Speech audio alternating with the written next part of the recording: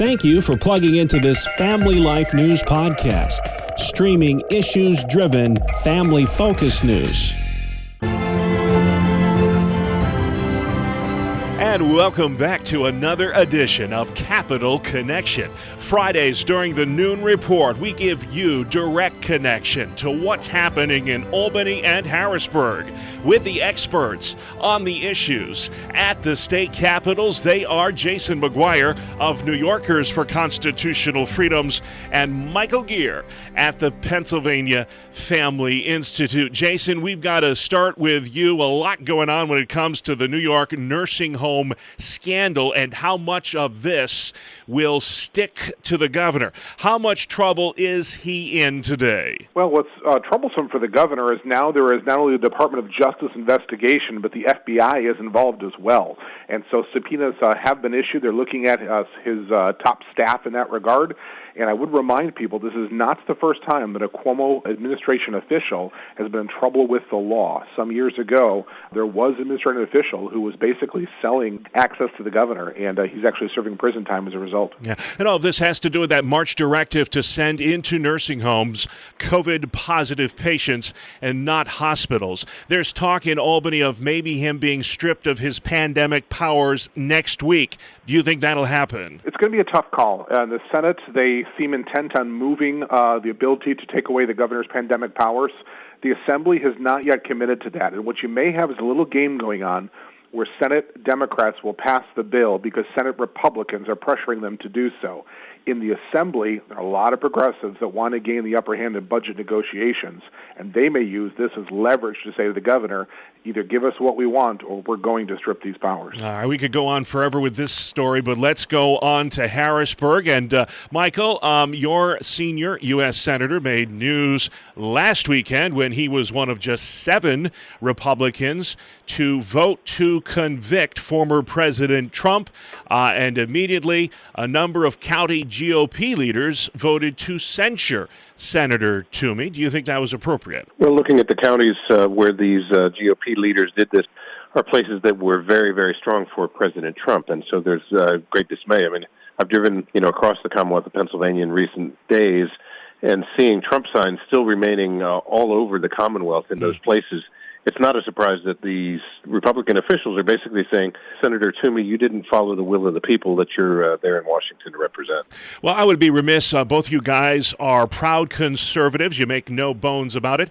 The death of Rush Limbaugh kind of shocked us all. We knew it was coming, but none of us were prepared for that news this week. Jason, be curious your thoughts when you heard of the passing of this radio pioneer.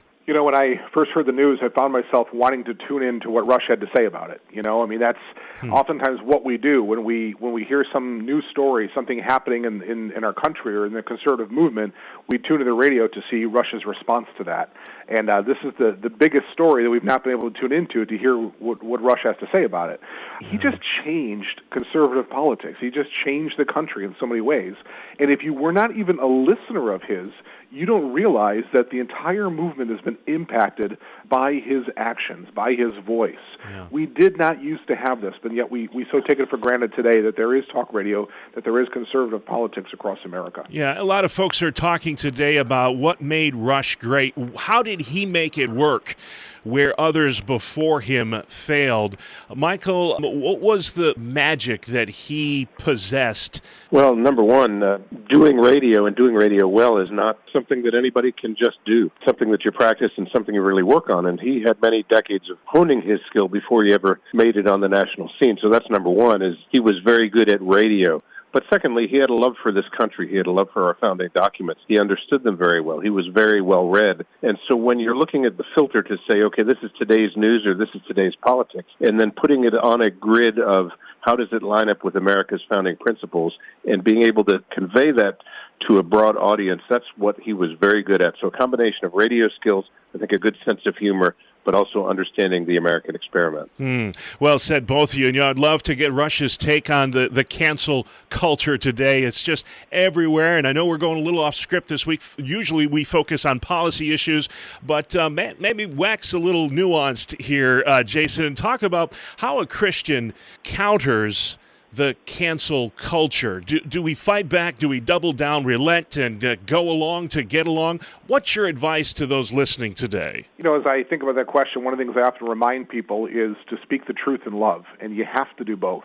Sometimes, and particularly in the social media amplification of that, we speak the truth maybe, but we don't always do it in love. The tone cannot always be right. Other times, there are people that just want to be all loving and all compassionate, but they're not speaking the truth. I'm currently reading a book called Live Not by Lies, and the idea behind it is that, I don't have to speak something that is not true. And so I have to figure out what are my negotiables and what are my non-negotiables.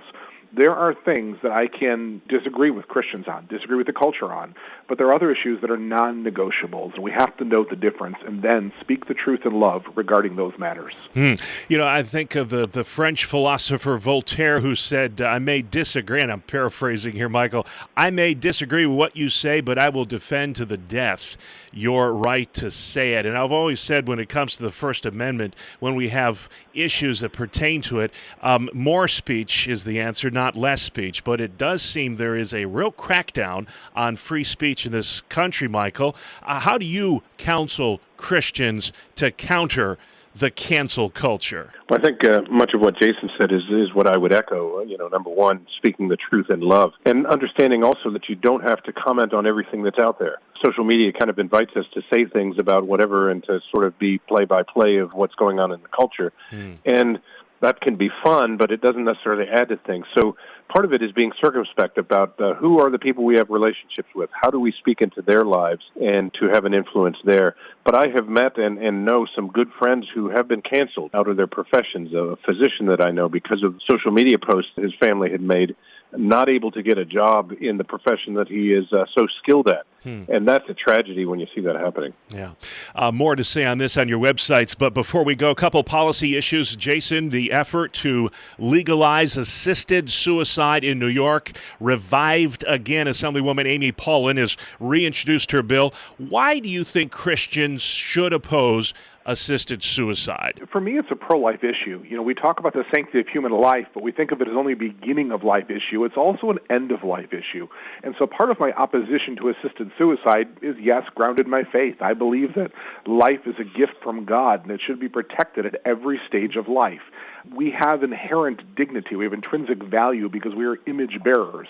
And that should be defended, though not all people will agree with that fact. It is truth, and we should speak to it. Yeah. We saw this week South Carolina pass the most pro-life law in the country, virtually banning all abortions. Governor McMaster's just signed that bill. Probably will be struck down in the courts. But, Michael, the pro-life issue in Pennsylvania doesn't get nearly enough attention. These do-it-yourself abortions. And I think it's so important that we focus on these chemical abortions and the complications that arise from them.